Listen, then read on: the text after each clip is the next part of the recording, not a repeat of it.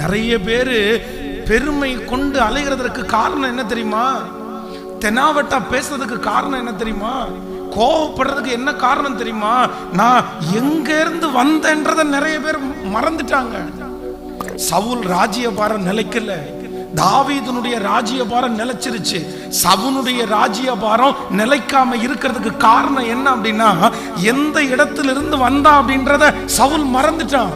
இன்றைக்கு இந்த சத்தத்தை கேட்கிற ஒவ்வொரு பிள்ளைகளுக்கும் ஆண்டவர் கொடுக்கிற ஒரு பெரிய எச்சரிப்பு என்ன தெரியுமா? பிரதர், பெருமேன்னு ஒண்ணு உங்களுக்கு வந்துருச்சுன்னா, சிஸ்டர், பெருமேன்னு ஒண்ணு உங்களுக்கு வந்துருச்சுன்னா நீங்க வெறுமை ஆயிருவீங்க.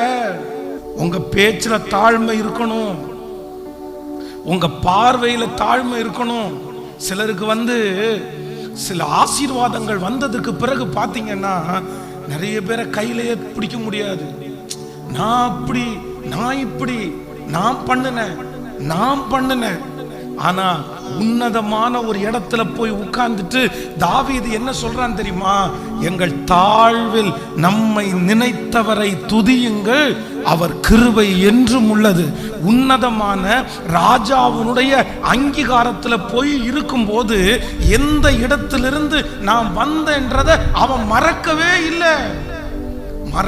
இல்லை.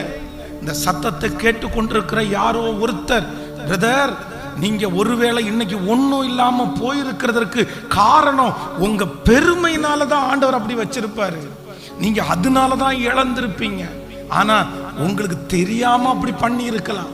பரவாயில்ல, இன்னைக்கு ஆண்டவர் என் நிமித்தமா உங்களை எச்சரிக்கிறார்னு நினைச்சுக்குங்க. நீங்க தாழ்மைப்படுங்க, நீங்க சாஷ்டாங்கமா கர்த்தர் சமூகத்துல விழுங்க, நீங்க போய் கர்த்தரிடத்துல விழுங்க. உங்க வாழ்க்கையில எழும்பின புயல், உங்க பிள்ளையினுடைய வாழ்க்கையில எழும்பி இருக்கிற புயல், இப்பொழுது நீங்க படுகிற நஷ்டம், உங்களுக்கு வந்திருக்கிற சில வியாதிகள் உங்களுடைய பெருமையினால ஒருவேளை வந்திருக்குமே. ஆனால் நான் நம்புறேன், திரும்ப நீங்க உங்களை தாழ்த்துங்க, மறுபடியும் ஆண்டவர் உங்களை உயர்த்துவார். கர்த்தர் மறுபடியும் உயர்த்தும் போது இனி உங்களிலே அல்ல, கர்த்தரில் நீங்க மேன்மை பாராட்டுவீங்க. நடக்கும்போது தாழ்மை வேணும், பேசும்போது தாழ்மை வேணும், மனசுல தாழ்மை இருக்கணும். நான் ஒன்னும் இல்லாத இடத்திலிருந்து வந்தேன், கர்த்தர் என்ன இவ்வளவு தூரம் ஆண்டவர் தான் ஆசீர்வதிச்சாருன்னு நீங்க எப்பவும் மனசுல நினைச்சிட்டே இருந்தீங்கன்னா நான் நம்புறேன், உங்க உயர்வை ஒருத்தராலும் தடுக்கவே முடியாது. எத்தனை பேர் ஆமோதிக்கிறீர்கள்?